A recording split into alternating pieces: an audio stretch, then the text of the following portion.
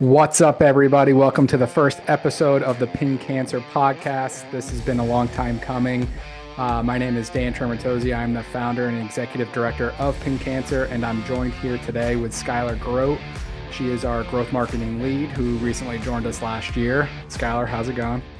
It's good. Super Good, good. good. Excited to get this going with you. Yeah, I'm happy we're finally doing this. Where are you right now? I am in Colorado Springs, back in the Springs. Whoop, whoop. Doing some training. Yep. Yeah, I just came back 2 days ago. I was in Jersey for like 3 weeks. But now I'm back here because I'm training here for 2 weeks and then I'm off to Japan. So Awesome. You get to travel the world. That is great. Part of, Team USA. It's a perk. You get to see some really awesome places. That's really awesome to hear. All right. Well, let chit chat aside, let's talk about pin cancer. This is something that we've been wanting to do for some time, and I'm super excited to do it. I think we're finally in a position now where it kind of makes sense to have a podcast rather than me just kind of talking about the same stuff over and over again, which I feel like, unfortunately, I've been on a handful of wrestling podcasts in the past couple of months, and it's me telling my own story, but really, we're growing the team and we're growing our reach and we're growing the impact that we're having on people and people in need in the wrestling community. So, welcome to the first Pin Cancer podcast. Like I mentioned, my name is Dan. I'm joined here with Skylar. And real quick, just a real quick overview on what Pin Cancer is. We are a nonprofit, a 501c3. This is something that I've been doing on the side ever since I graduated college. So I got the news that my mother was diagnosed with cancer firsthand, and just wanted to do something. It started locally here in New Jersey, and fast forward to today, we've gone national, raised over $3 million, and it's I always tell people I've kind of plateaued by myself. I've done a lot of it on my own. There's been some great support along the way in terms of our national wrestling tournaments and all that, and volunteers, but not until recent bringing Scholar on have I had someone to kind of bounce ideas off of on a daily basis or even a weekly basis.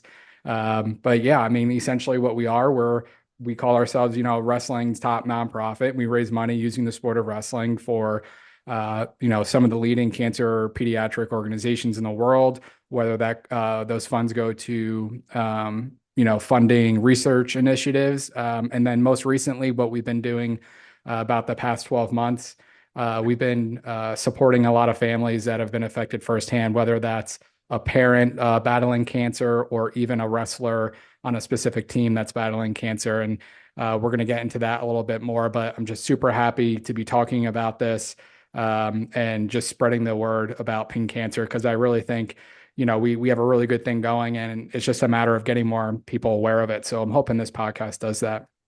A couple things, what to expect from this podcast.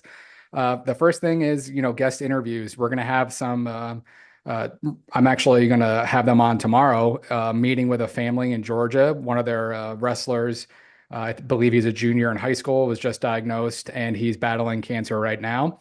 Their team has raised over, I think they're closing in on $8,000 through our Wrestle for a Cure campaign. So that's something that we're going to be, doing a lot more of just the storytelling. There's a lot of people out there that are affected. And I think if we can tell the story and give people an avenue to do that, it might help some other people along the way.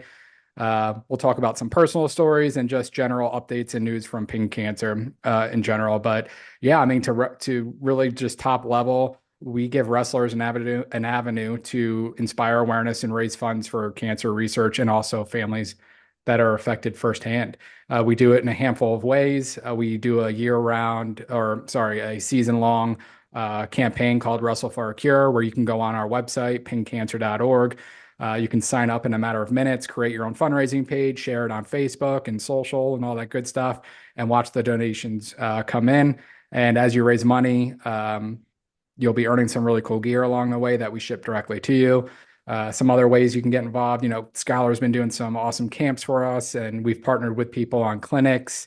We can partner with existing tournaments, and then obviously we have our Pin Cancer Nationals that we're bringing back in 2025. So, did I miss anything? no, I I think think that we got everything. Yeah, no, that was great. Okay. Just wanted to ask you a question. So you said you started Pin Cancer because of your mom. Can you talk a little bit about, the origins of Pin Cancer and how you thought this brilliant idea to reach, kids and get them to help raise money for wrestling or for Pin Cancer through wrestling? Sure. I mean, like I mentioned, the first, one of the main reasons behind me starting it was because I was affected firsthand. And my mom was diagnosed with stage 3 ovarian cancer. I was only 22 years old, and that's like a big shock, I think, to somebody. Fast forward about 5 years, unfortunately, my mom passed when I was 27. And even then, like I look at kids that are 27 today, like I was super young and just a terrible thing to go through, unfortunately. But her and I always spoke, and I actually got to bring her down to St. Jude. So St. Jude is one of our beneficiaries. I brought a check down for like 25,000 bucks. My mom and I flew down there. We had a private tour of the hospital, and she was very strong. We told her to get into a wheelchair, and she's like, "No, I'm walking." I'm like, "Mom, we're walking all day today." So like, she was just that type of person. Didn't want to show anybody that she was sick, and right up into the end. I mean, that was probably 2, 3 months before she passed, and we made that trip. So really thankful for that. And unfortunately, something that we spoke about all the time was something positive will come out of this. So she was the inspiration behind me starting it, and she would help come to local events up here. I borrowed a couple bucks at the time from a guy I knew to buy t-shirts, and I paid him back like a week later. We sold all the t-shirts. We went around like little tournaments and youth matches, high school matches. I would set up a booth and just sell things, little bands. Fast forward today, we have an e-commerce store that, you and I work on. And but really that's where it started. And each year we would get more eyeballs on it or spend a little bit more money on marketing or introduce a new fundraising platform. So each year we've been able to kind of grow it. 2020 hit with COVID, unfortunately. And, we didn't have a wrestling season to kind of fundraise on top of. And then for a couple years, it kind of took a back seat because I was, heavily invested with my career. I was changing careers at the time. My kids were born, and it just wasn't a priority, unfortunately. And a couple of people reached out to me over that 4 year period, or the last 4 years, and just kind of motivated me to start it again. And I was like, listen, we got to do this. So we brought you on, and we doubled our revenue year over year last year. So that was good. That was good to see. And I'm hoping, I just texted you, I think a couple of days ago, and was like, now we need to triple it in 2025, if not more. So, that's the goal. And that's a quick, overview of, why things got started. Yeah, no, that sounds great. One more thing. I know that you wrestled yourself, and I think that's an important to talk about just because of the connection between, the people that raise money for us. They're mostly wrestlers. So can you talk a little bit about your own wrestling career? Sure. Started in third grade. I was really bad up until like sixth, seventh grade. I got beat up by everybody, as I think it goes for like most people. Um, and then just really fell in love with the sport. Started doing it year round. By seventh, eighth grade, I was winning, states, and then I wrestled for Kittatinny up here in New Jersey. We're just a couple miles away from Blair Academy, so a really rich culture in terms of wrestling. It's a wrestling hotbed up here, and you know that. So I was fortunate just to be around like just really good talent. My freshman year, I wrestled Matt Valente. Shout out Matt. He was a two-time state champ, two-time national champ for Penn. He, I think, is taking on their head coaching role in next year, I believe. So, just been surrounded by really talented people and great people along the way. They've helped us, a lot with, mentioning Matt and his brothers. They did a pin cancer camp for me like 10 years ago, right? So, yeah, I wrestled in high school as a two-time state place winner. As a team, we did very well. We were 4 times Group 2 state champs, and I think we didn't lose in the county all 4 years I was here. It was like 72-0. So we're definitely hated, but it was extremely fun to do that with a great group of guys that were here locally. We didn't recruit anybody, and we were ranked, I think, 1 or 2 in the state my senior year. So yeah, I went on to wrestle at college at Bloomsburg. I got a scholarship to wrestle D1 at Bloom. And when I got there, I didn't have the mindset like I wanted to do it in college, to be honest. Like, I'm glad I at least tried it my freshman year. And then I was like, listen, I can't make 141 anymore. You look at me like I'm the same height. That was a long time ago. That was like 40 pounds ago. I was cutting a lot of weight and just not doing well in school. So I was like, what are my priorities here? I think at a young age, I knew that. And wrestling took up, 95% of my time, I feel like. So ended up not doing it anymore, but still, was best friends with all the guys, the recruiting class I came into. We still, a couple guys dropped off and we would go to the gym every single day and, continue. I think once you wrestled for that long and at that level, um, we were talking about mindset. You just have a different mindset. Like wrestlers really have a different mindset. So I'm glad you asked the question. Yes, I did wrestle. I've wrestled since third grade. I coach wrestling now. My son is 6 years old. He just had his first novice wrestling tournament. He got his first pin. So now I'm kind of transitioning out of the, competing era onto the coaching era, and it's just really fun to watch. And I hope he sticks with it.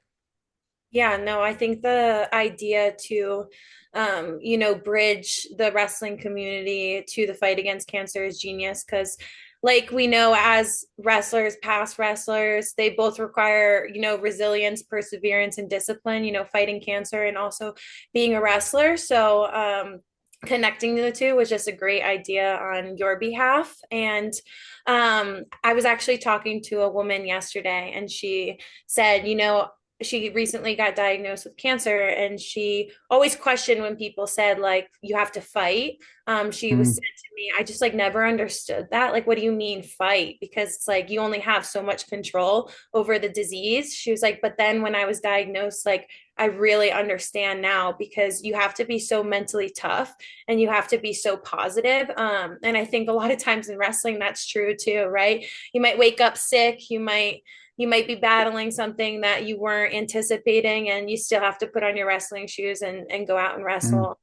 So yeah, that mental toughness is required by both. So Yeah, it's I'm super sorry. important. Go ahead. Oh, go ahead. I was going to say, I'm glad you brought that up because, this is exactly why we exist. People are starting to open up to us a lot more, I think, because we're starting to share these stories about people raising money for specific people in their community and not just another organization.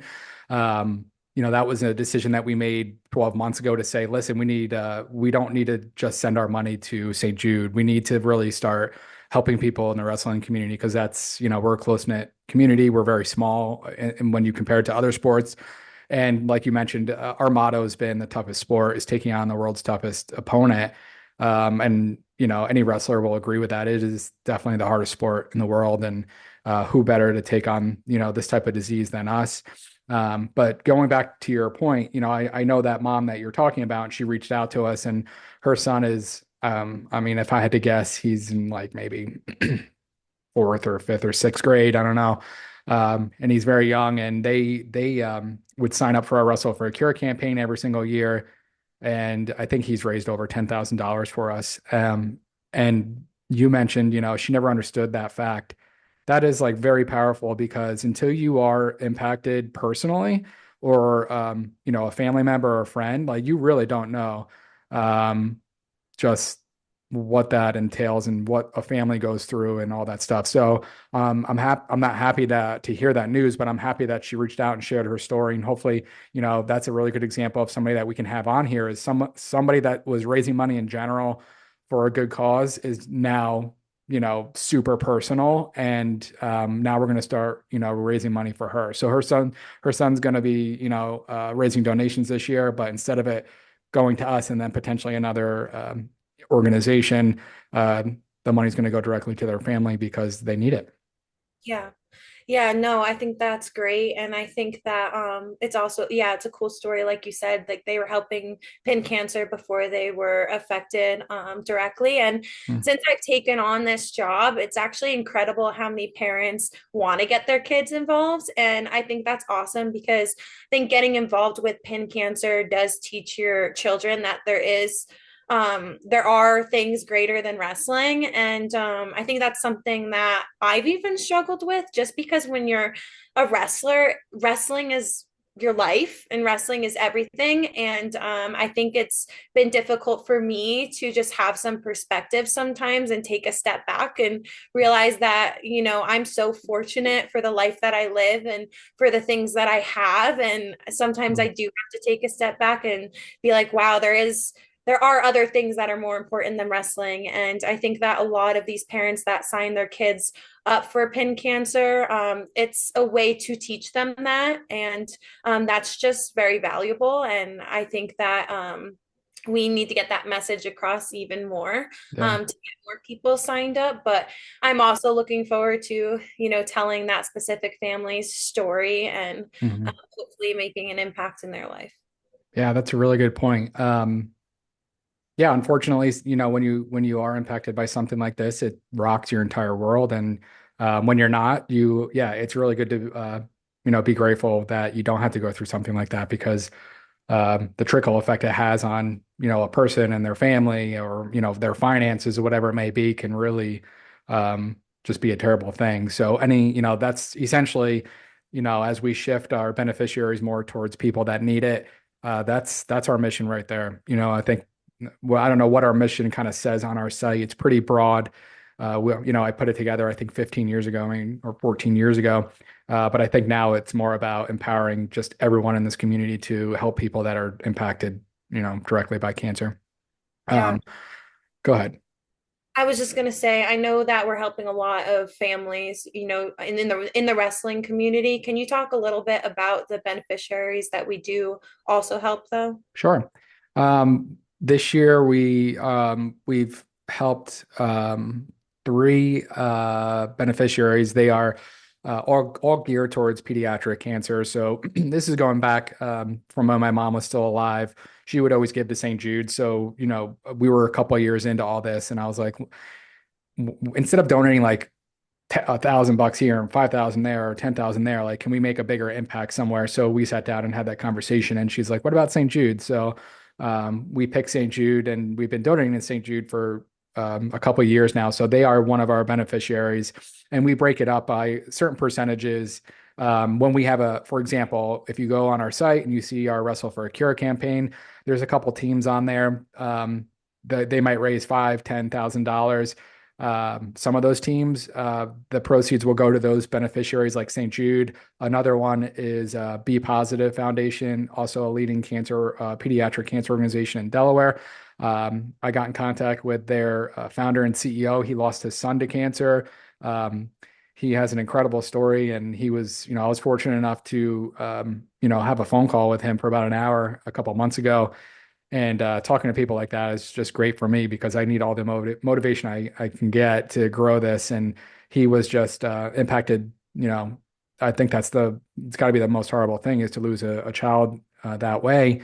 But same thing, he was personally impacted it, and I think he quit his job, and had to sell a couple things to stay afloat, and then started this nonprofit in honor of his son. And now I think they do like over $10 million a year. So he really enjoys it. He says it's a grind for sure. He's working on it 7 days a week, but he absolutely loves it. And I would love to get there one point. So that's another beneficiary. And the third one this year is just Alex's Lemonade Stand, which is most people know about that organization. They're the leading pediatric cancer research organization. So those are the three. But if, like I mentioned, we do have teams now that will contact us, or we'll see them down at Super 32 because we have a booth set up, and then we're trying to do more of that. And they'll say, listen, we have a wrestler on our team that was just diagnosed. If we do this, can we raise money for him or her? And our answer is yes. So when we do have a beneficiary like that, where it's somebody that's impacted in our community directly and the funds are going directly to them, we try to donate 100% of what that team raises. We do give away gear for kids that raise like over $1,000 or $500, whatever it may be. So there is a cost to the fundraising in that aspect. So when we donate to some of our other beneficiaries that I just mentioned, we're not at 100%. It's more like 70 probably by the time, all of our costs add up. But when it comes to the family members so far this year, we've been able to donate 100% of what their team page raises. So those are the beneficiaries. And that's like different.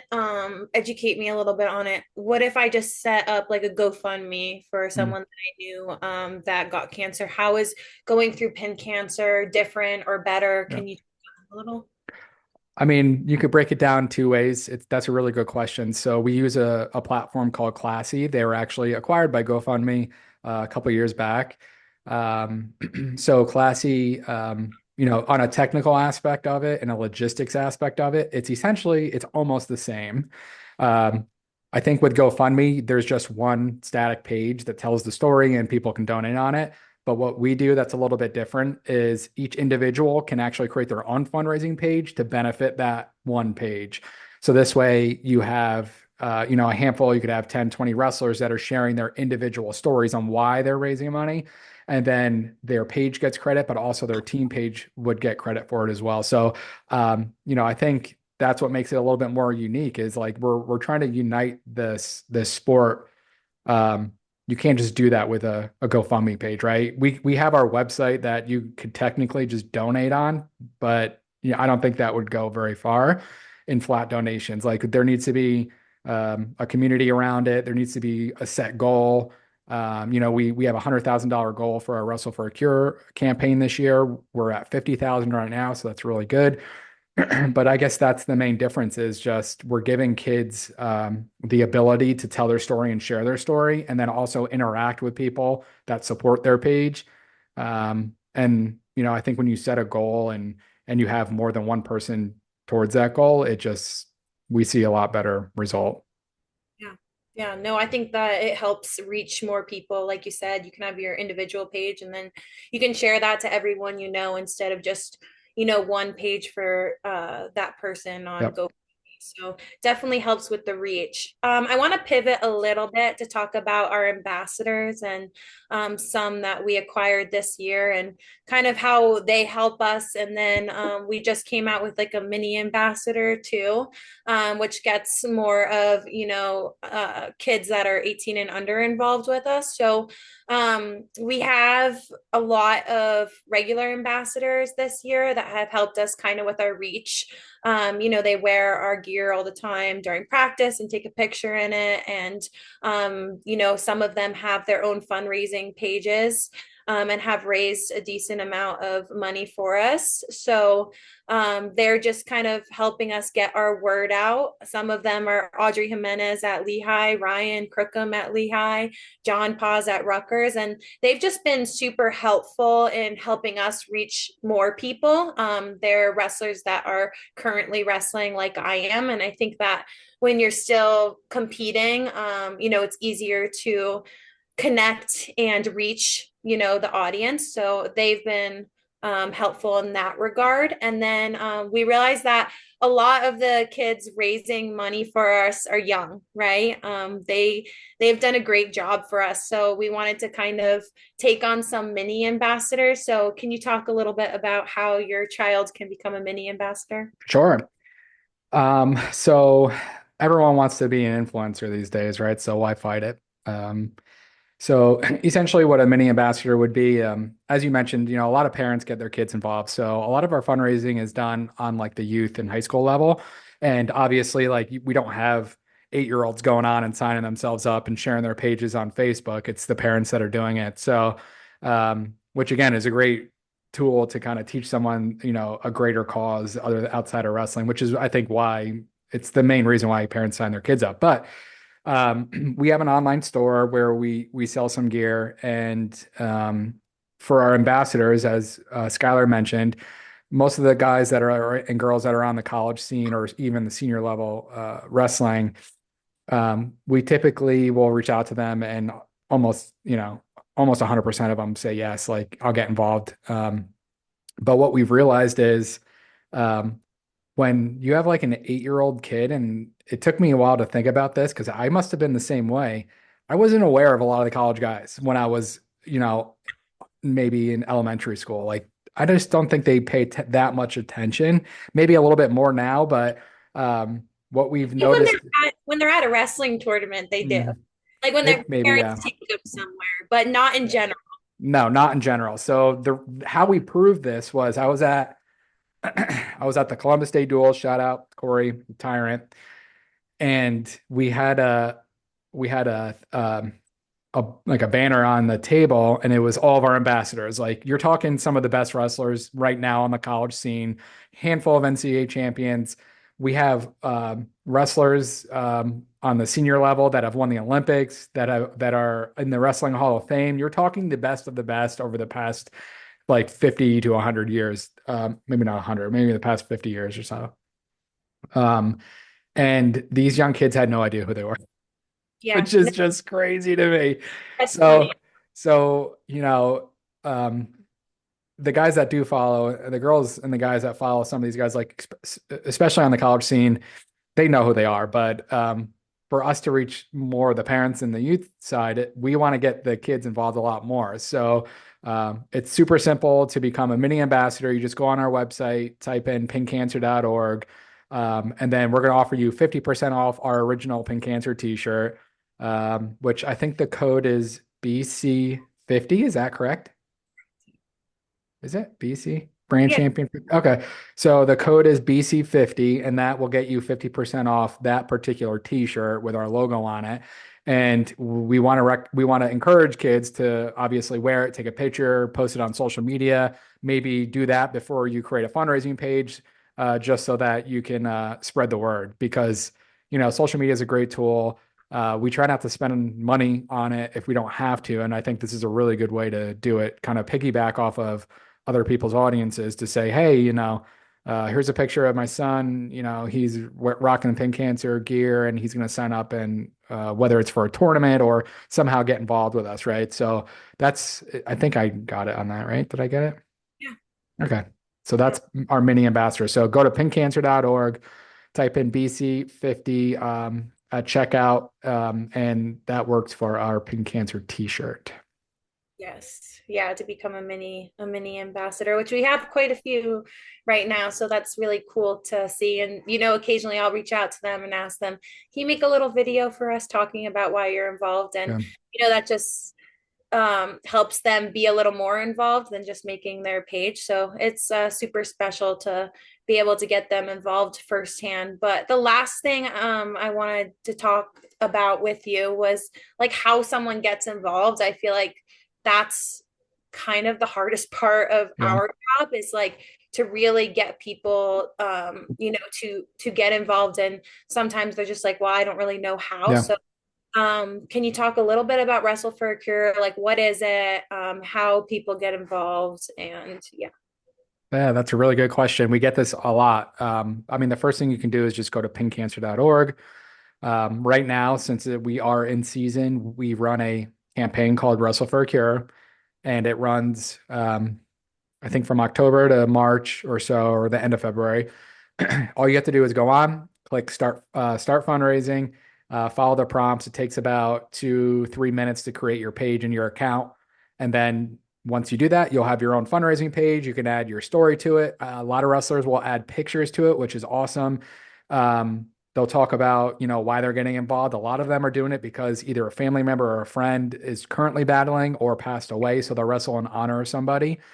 And then a lot of once your page is built, a lot of parents or kids will share it on Instagram or Facebook. They just copy the link, post it, and again, just let people know that they're raising money and getting involved. So that's step one. That's pretty simple. And then as you start raising money, you earn gear. You earn and lock in gear. So if you raise I forget what the thresholds are this year, but like say you raise $250, you get a t-shirt. If you raise 500, you get a sweatshirt. If you raise 1,000, you get a singlet. And then as you start raising that money, you earn and lock all that in.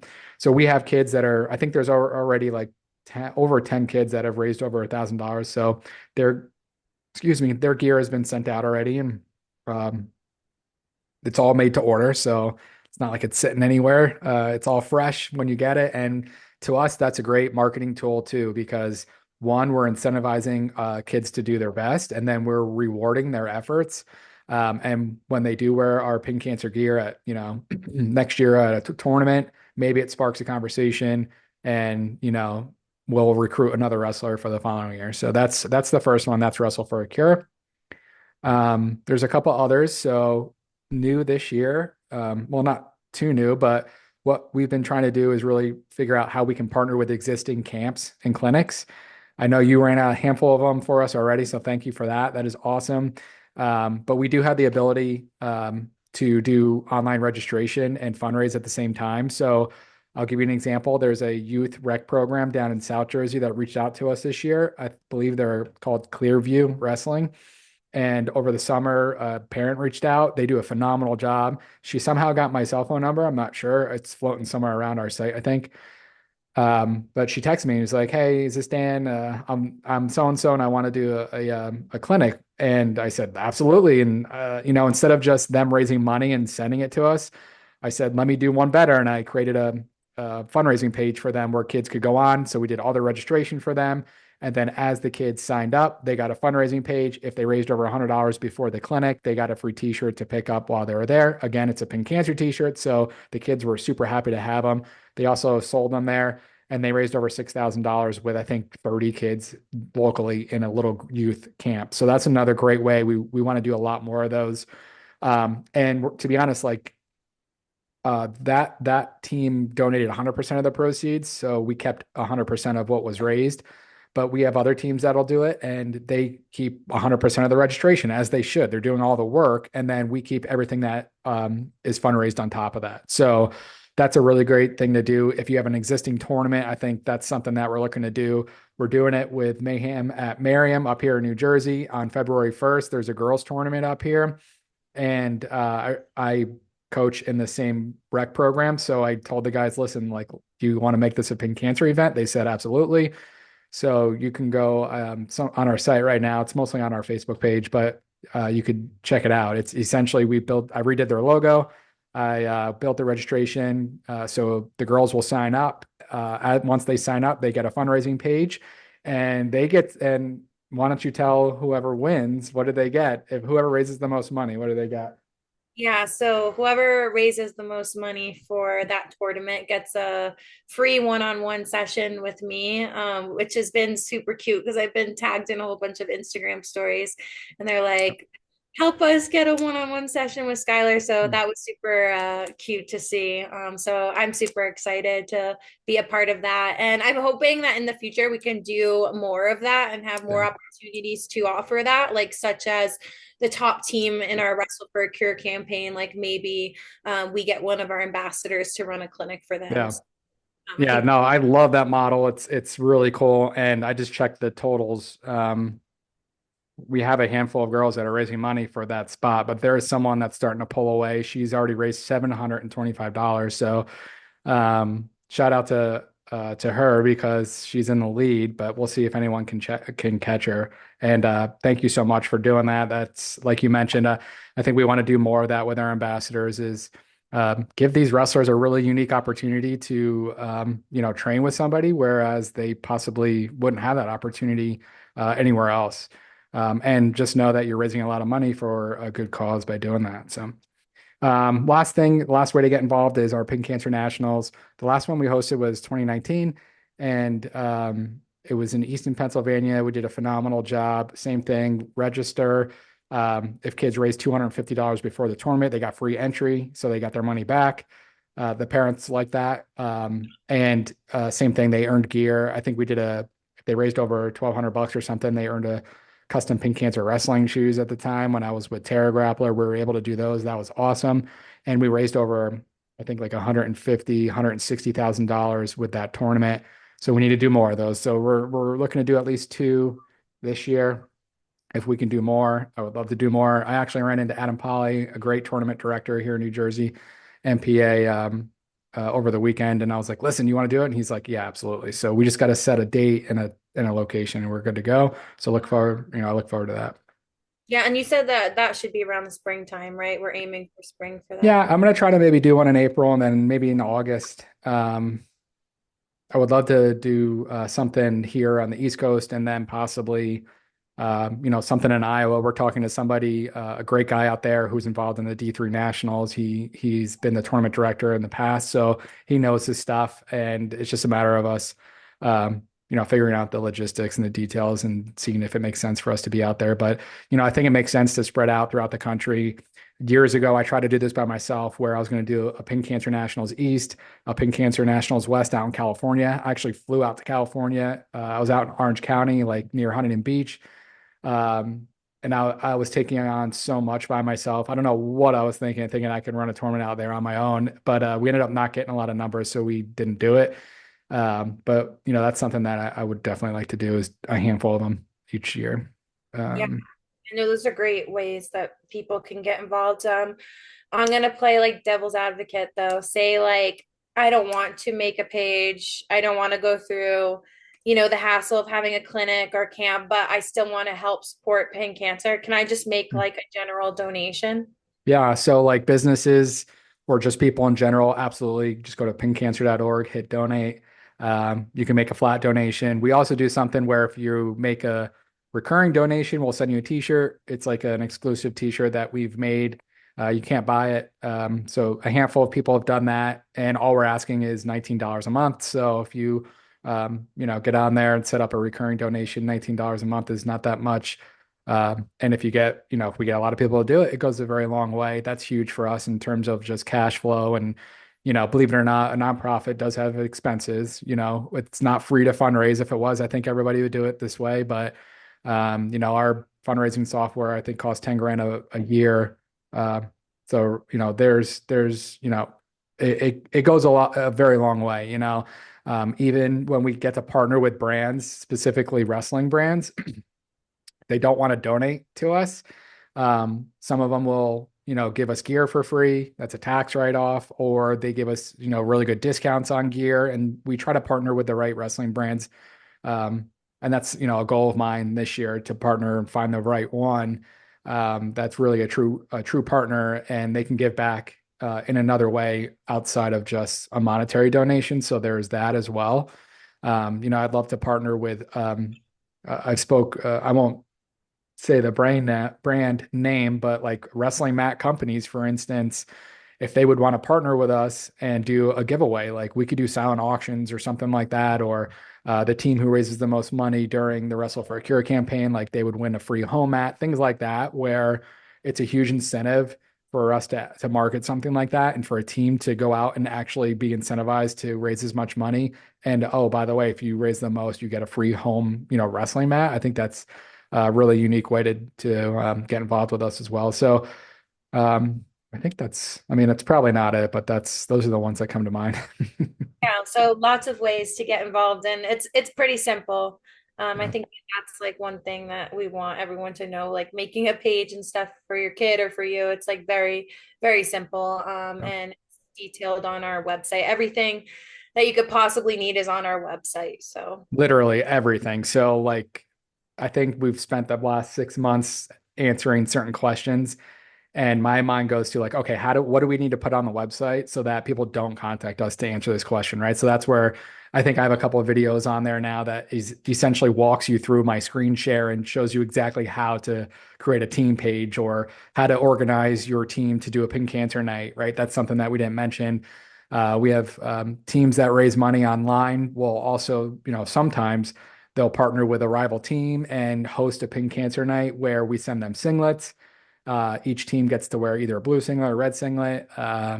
They rally their fans together. They raise money during the event, before, after, but really that's just a great way for the team to raise awareness. And it's super fun. There's some teams that order t-shirts from us and they throw them out into the crowd after a pin, or teams will get sponsors and order 100 t-shirts and sell them and donate the proceeds there. Or if they're doing it for a local, someone locally, they'll donate the proceeds to that person. We just did that last week. Skylar was at Pink Cancer Night. She got to speak at one a couple of weeks ago, and I have one on Friday. So that's another way that teams can get involved. We typically like to see the team raise some money online before they do an event like that. But for the teams that, are raising, 5 grand, 10 grand online, if they reach out to us, we send them singlets and they get to wear them for the night, ship them back. yeah, no, I got to go to one and it was super special. I think all the kids loved being a part of it. It was the one that I went to, they were raising funds for someone in their community, and Yep. kids did get to throw t-shirts into the crowd. And I just had a lot of people come up to me and just thank us for what we're doing. So it was super special, and it was super special to see how much fun the kids had. It was like fun for them, that they got to wear different singlets for one night and to actually help someone that they knew in their community. They were really like proud and happy to Mm. be there. So that was cool to see. That's the best part. It's one of the best parts of doing those events. Like I mentioned, the one I have coming up is here in New Jersey, and they've been doing it for a couple of years. And I'm like, I'm going because first off, I'm not shipping the singlets, but I'm gonna bring them. I contacted the coach this morning, and he's like, yeah, we're doing it.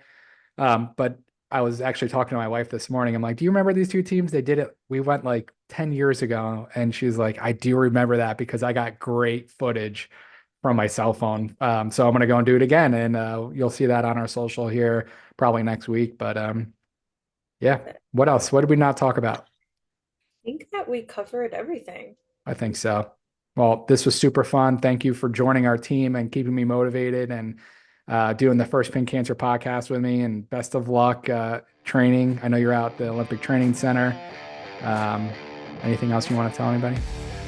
No, just that we're gonna try to put out an episode, probably once a week, if not every week, then every other week, and Mhm. that we'll have special guests on here, possibly athletes, people that are battling cancer, our family members that are helping raise money for family members battling cancer. So there are going to be some really great stories shared. So I just encourage everyone to stay up to date on this podcast. Yeah, no, thank you for shouting all that out. It's really important. I think I'm super pumped to be doing this. And I keep telling this is like my biggest downfall is I've done a poor job of storytelling throughout the years. And that's the biggest part of a nonprofit is really telling a story and the impact that we're making. And I'm glad we're doing it now. And one last thing, if anyone wants to hop on here and talk, just go on the site or email me at dan@pinkcancer.org or skylar@pinkcancer.org and reach out. More than happy to, if you have a story, we'll share it.